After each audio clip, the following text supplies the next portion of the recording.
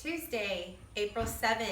For today's warm-up, you are going to need a box or chair or cooler, something sturdy enough to handle step-ups with your body weight.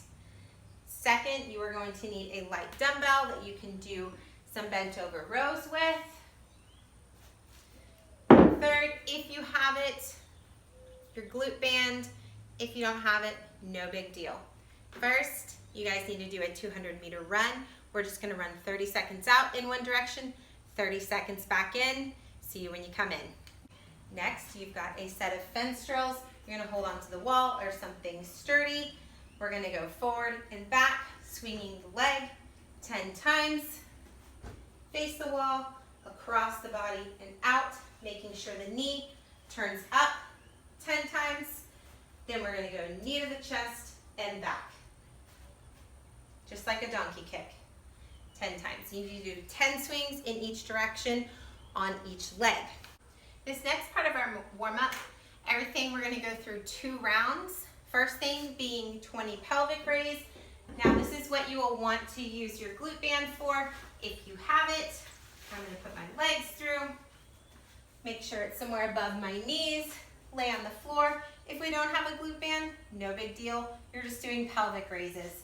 I'm gonna lay on the ground, bring my heels close to my butt, push my hips to the sky, giving my hips a good squeeze, giving my glutes a good squeeze, making sure that I'm almost tucking that tailbone. I got 20 reps of that. Next, we've got 5 tempo squats. If you wanted to leave your band on for this, you totally could. The tempo we're using today is gonna be 3 counts down, 3 counts at the bottom, 3 counts on the way up, 1 second rest at the top. So each squat takes you a full 10 seconds. We've got 5 reps, 3, 2, 1, hold 3, 2, 1, up 3, 2, 1, recover for 1 second. You've got 5 reps of that. Next, we've got 5 squats with thoracic twist. I'm gonna squat down to the bottom. I'm gonna put my hand down here on the floor and use my elbow to pin my knee back so that I don't rotate. And I'm gonna twist with my upper body, reaching with my hand, hold it a second, and then switch sides. Stand, that's 1 rep. I'll show you another one.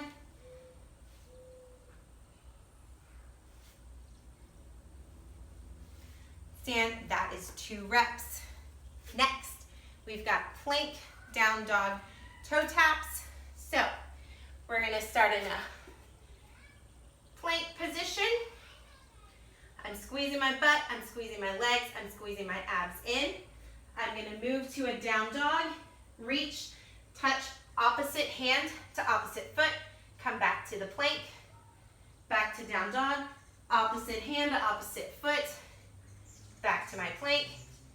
I've got 10 total touches of the feet.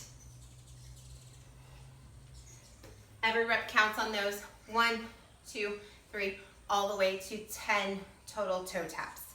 Next, we're gonna use our box. Clear mine off. I've got 10 alternating step-ups, 10 total.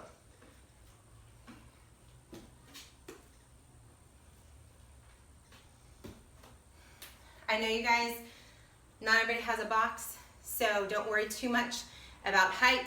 Ideally, we like to see either parallel with the floor or a little bit below is good too. Last but not least, we've got 5 kettlebell or dumbbell bent over rows. That's what you needed your dumbbell or kettlebell for. We're gonna hinge at the hip. Get 5 on one side, making sure we're pulling that elbow back, keeping it close, keeping that nice, flat back, bottom of the good morning position. It's just 5 per side. From there, we will go back to your 20 pelvic raises. If you have a pull-up bar, instead of those bent over rows, you will be doing pull-ups in the workout today. So in the warm-up, Instead of the bent over rows, let's go ahead and do 5 hollow arch swings and 5 pull-ups in place of the 5 and 5 kettlebell or dumbbell bent over rows. This next part of your workout, we're gonna be doing some sprints. You've got a 200-meter sprint every 90 seconds for a total of 9 minutes, which is 6 rounds. So 6 200-meter sprints is what we're looking at. We want you guys to go 30 seconds out in one direction, 30 seconds back in. Rest the remainder of the minute. If you prefer to just run it and we'll see you in 9 minutes, then that's okay too. Moving into your workout, today we have a 20-minute EMOM. So you're gonna be doing a different movement every minute on the minute for 5 minutes and repeating for a total of 4 rounds. So we got 5 movements, 4 rounds, total of 20 minutes. Your first movement is gonna be 5 weighted tempo squats. We're gonna use the same tempo we've been using in the warm-up, which is 3, 2, 1, hold 3, 2, 1, up 3, 2, 1, 1 second pause at the top. So we are looking at 5 10-second squats for a total of 50 seconds of squatting in that first minute. So you're only gonna get 10 seconds of rest. There's not a lot of wiggle room here, guys. So we need to choose a weight that's gonna be just right for that tempo, something that challenges us just enough to still be able to maintain the tempo.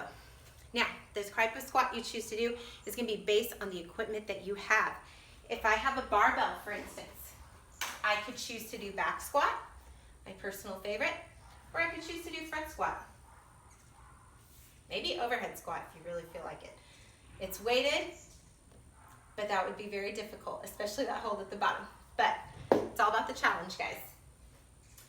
If I have 2 dumbbells that are the same weight, or kettlebells, I could choose to do those and just hold them in the front rack here. If I only have 1 dumbbell or kettlebell, I can hold it goblet squat or here. Same thing with a kettlebell. If I've got 2 of them that are the same weight, which I do not, I can hold them both here, or I can do goblet. If I have none of that, say all I have is some laundry detergent, I can just hold this in that goblet position. No matter what we do, guys, here, that tempo is difficult, even with just your body weight. So what's important, again, is staying true to the tempo. I don't have this, but if you have something that's awkward, like a bag of dog food, let's go ahead and just go front rack, that kind of underhand where we're cradling the dog food. I've seen a couple people work out with like a bag of dog food or salt, water softener salt. So that is minute 1 for you. 5 tempo squats, 3, 3, 3, 1. Minute 2 is also gonna look a little bit different for everyone. If you have a pull-up bar, you're gonna be doing 5 to 8 strict pull-ups. Do what you need to do to make those challenging. If 5 to 8 strict pull-ups is super easy for you, cool. Let's add some weight. Different ways to do that.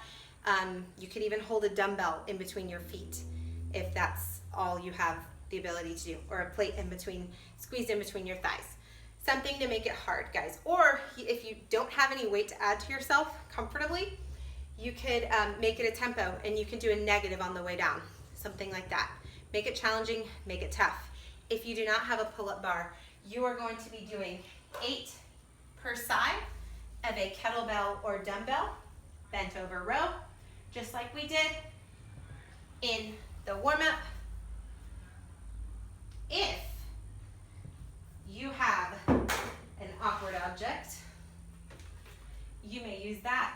Mine has a convenient handle, but I do realize that not everyone's odd objects have a convenient handle. I would say if you are using something like a bag of, again, the dog food, the water softener salt, let's just do 8 total because it's a little hard. So things that are kind of hard that don't really have like a way to grip them with just one hand without it slipping. I know you guys are getting sweaty, it's super humid outside. Let's go ahead and just do 8, pulling it into the chest, giving a good squeeze. That is minute 2. Minute 3, these are one of my favorite movements. If you see them in programming, I probably programmed that workout. It is a dumbbell or kettlebell lever sit-up. I'm gonna start with the dumbbell because it's easier. All you're gonna do is grab the heads of it, right on the ends. Now, feet wider is easier. It gives you just a little bit more leverage on the way up. Feet together is harder. For demonstration purposes, I'm gonna show you with my feet wide. I'm always pressing the kettlebell or dumbbell up into the sky. Full extension at the top, nice and controlled on the way down. We're not trying to just plop down. Another thing we're trying to do is keep our feet on the ground. If my feet are flying up, chances are that kettlebell or dumbbell is a little bit heavy. However, I realize some of you are stuck with one weight. So don't worry about it too much. Get the work done. The tricky thing about the kettlebell is only the way you grip it, guys. I don't know if you can see this very well against my black floor, but the way I grip it, guys, I'll turn this way so you can see me. I reach around to the front, thumbs down, so I'm reaching over to the other side, around the front, thumbs down. I grip it with my wrist facing forward. I bring it into my chest, raise it up, and from there it looks the same. Always trying to keep those arms straight, always pressing towards the sky. That is your kettlebell or lever sit-up. You're gonna do 10 to 15 of those per round. However many you feel like you can do. I really want you to try to earn a little bit of rest on this round. You should be earning 15 to 20 seconds of rest or so in that 10 to 15 rep range. Last but not least, your final minute is going to be body weight only. You're welcome. 16 step-ups. Make sure we're getting a full extension of that leg at the top. When I go for a step-up, I want to make sure that I'm not using my bottom leg to help me. I'm pushing all the way through with my foot, pushing through my glute and my hamstring. If I need to lean forward a little bit, I can. Then and only then, when that leg is fully extended, does my other foot come to the top. You can step down however you want, switch legs, push through, fully extend, then your other foot meets at the top. All right, guys, that wraps up your workout. You've got those 5 movements for 4 rounds for a total of 20 minutes. Hope you guys enjoy.